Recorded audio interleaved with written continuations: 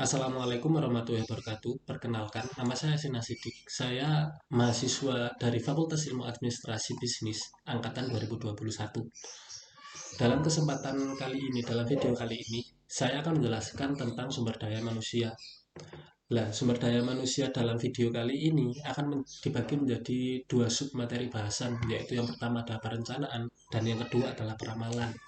Yang pertama, kita akan menuju ke perencanaan sumber daya manusia terlebih dahulu. Perencanaan sumber daya manusia sendiri memiliki sebuah arti, yaitu mengantisipasi dan membuat ketentuan, yaitu bisa jadi sebuah persyaratan untuk mengatur arus gerakan tenaga kerja ke dalam, di dalam, dan keluar organisasi. Salah satu pemikir atau tokoh dari perencanaan sumber daya manusia, yaitu adalah Arthur Weserman dan George W. Bohleder dalam bukunya yaitu Hadari Nawawi menjelaskan bahwa perencanaan SDM merupakan perencanaan yang bertujuan untuk mempertahankan dan meningkatkan kemampuan organisasi dalam mencapai tujuan melalui strategi pengembangan kontribusi pekerjaannya di masa depan. Nah, dalam perencanaan SDM sendiri ada ada prosesnya. Lah proses sendiri terbagi menjadi dua, yaitu proses perencanaan strategi bisnis dan yang kedua adalah dalam kegiatan perencanaan SDM. Yang pertama, kita akan membahas tentang proses perencanaan strategi bisnis. Proses perencanaan strategi bisnis sendiri terbagi menjadi tiga, tiga proses. Yang pertama yaitu menyusun rencana strategi bisnis dengan perspektif jangka panjang 5 sampai 10 tahun atau lebih di masa mendatang. Yang kedua, step kedua yaitu menyusun rencana operasional bisnis yang dijabarkan dalam rencana strategi dengan perspektif jangka sedang yaitu 3 sampai 5 tahun ke depan misalnya di masa mendatang tentunya.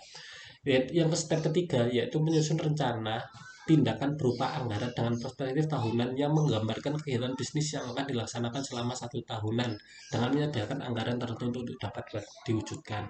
Terus kita akan membahas tentang proses yang kedua yaitu dalam kegiatan perencanaan SDM. Yang dalam kegiatan perencanaan SDM, proses dalam kegiatan perencanaan SDM sendiri juga dibagi menjadi tiga.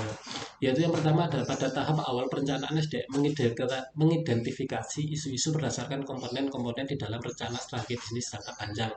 Yang kedua, pada tahap selanjutnya hasil analisis isu digunakan sebagai masukan dari perencanaan operasional jangka menengah dalam tahap kegiatan perkiraan kebutuhan SDM dalam proses perencanaan SDM. Dan yang ketiga, hasil perkiraan kebutuhan SDM tersebut dijadikan masukan secara integral dalam penyusunan anggaran tahunan ke dalam langkah perencanaan SDM. Secara skematis, pengaruh dari ketiga tingkatan perencanaan bisnis terhadap perencanaan. Jadi seperti itulah kurang lebih penjelasan dari perencanaan SDM beserta prosesnya. Lalu kita akan menuju subbab kedua yaitu analisis kebutuhan SDM. Nah, analisis kebutuhan SDM sendiri menurut Dr. Hendes Melayu SBH Sibuan tahun 1990 dikatakan bahwa analisis kebutuhan sumber daya manusia adalah merencanakan tenaga kerja agar sesuai dengan kebutuhan perusahaan serta efektif dan efisien dalam membantu terwujudnya tujuan. Ada beberapa faktor dalam penentuan kebutuhan SDM.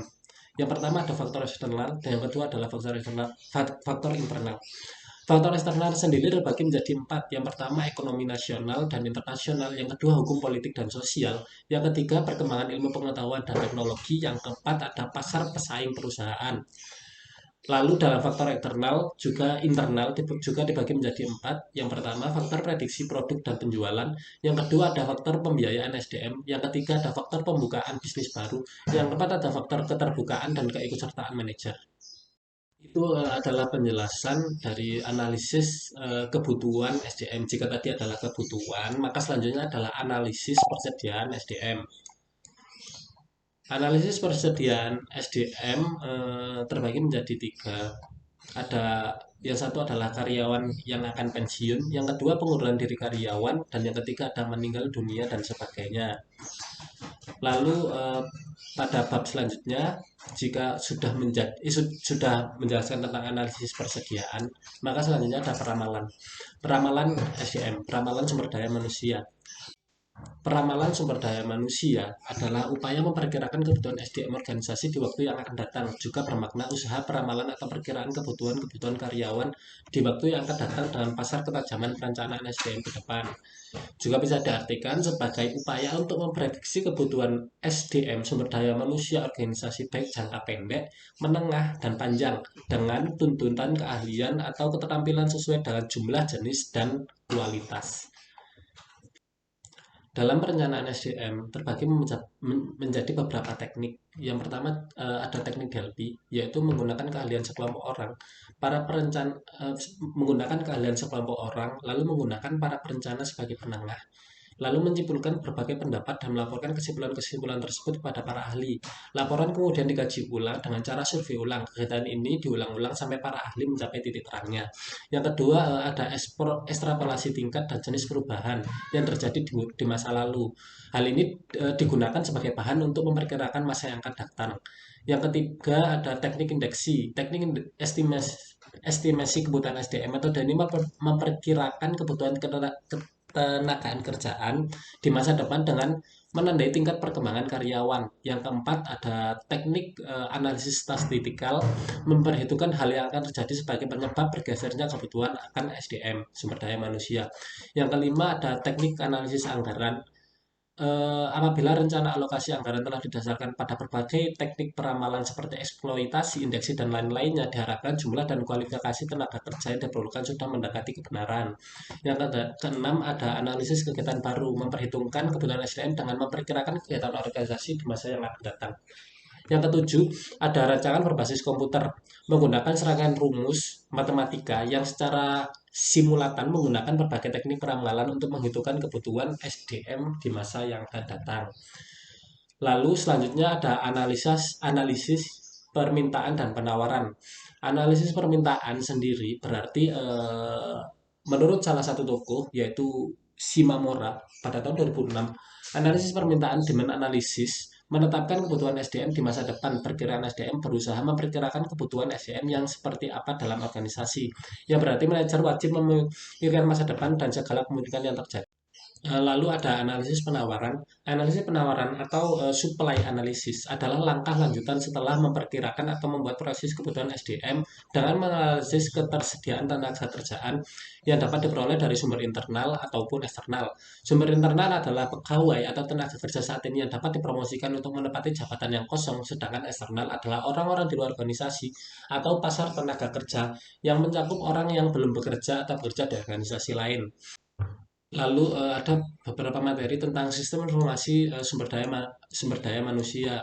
Sistem informasi sumber daya manusia sendiri memiliki pengertian seperangkat produser yang sudah terorganisasi secara sistematik yang jika dilaksanakan akan menyediakan informasi yang bisa dimanfaatkan dalam proses pembuatan keputusan dan proses pengawasan. Manfaat dari sistem informasi SDM sendiri adalah yang pertama tentunya efisiensi waktu karena menggunakan sebuah sistem. Yang kedua adalah penghematan biaya karena tidak akan banyak sumber daya manusia yang akan bekerja, jadi perusahaan tidak akan melakukan biaya-biaya banyak untuk beberapa orang. Yang ketiga yaitu memudahkan karyawan, ya tentunya soalnya menggunakan sebuah sistem, jadi tidak menggunakan sumber daya manusia. Mungkin seperti itu penjelasan dari saya. Kurang lebihnya saya mohon maaf yang sebesar-besarnya atas kesalahan kata dan kesalahan sikap. Kami mohon maaf yang sebesar-besarnya. Wassalamualaikum warahmatullahi wabarakatuh.